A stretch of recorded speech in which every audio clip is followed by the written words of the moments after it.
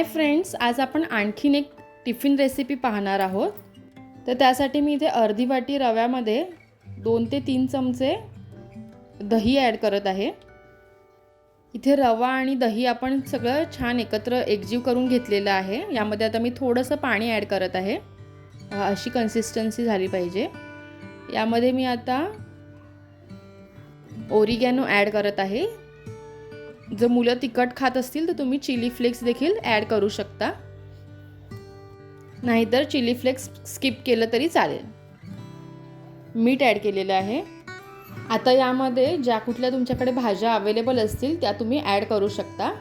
जसं की मी इथे कांदा घेतलेला आहे, कॅप्सिकम, गाजर बारीक किसून घेतलेलं आहे आणि बीट किसून घेतलेलं आहे। तर हे सगळं आता आपण यामध्ये एक एक करून ॲड करणार आहोत।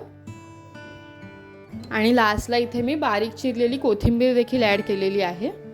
आता हे सगळं आपण एकजीव करून घेणार आहोत। यामध्ये तुम्हाला जशी कन्सिस्टन्सी हवी असेल त्यानुसार तुम्ही पाणी ॲड करू शकता। आता इथे मी एक कॅप्सिकम अशा प्रकारे कट करून घेतलेला आहे। यामध्ये मी इथे थोडेसे कॉर्न्स देखील ॲड करत आहे। हे बॉइल्ड कॉर्न्स आहेत। तर मी इथे तव्याला छान तेल लावून घेणार आहे। इथे मी अशा प्रकारे हे कॅप्सिकम जे कट केलेले मगाशी दाखवलेले ते अशा प्रकारे इथे प्लेस करून घेणार आहे आणि यामध्ये एक एक करून आपण हे मिश्रण ॲड करणार आहोत। आता हे दोन्ही साईडने आपण असे छान शिजवून घेणार आहोत। तुम्ही पाहू शकता ही किती झटपट होणारी अशी रेसिपी आहे।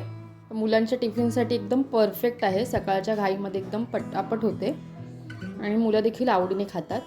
तुम्ही हे टोमॅटो सॉस किंवा कोरिएंडर चटणी बरोबर सर्व करू शकता।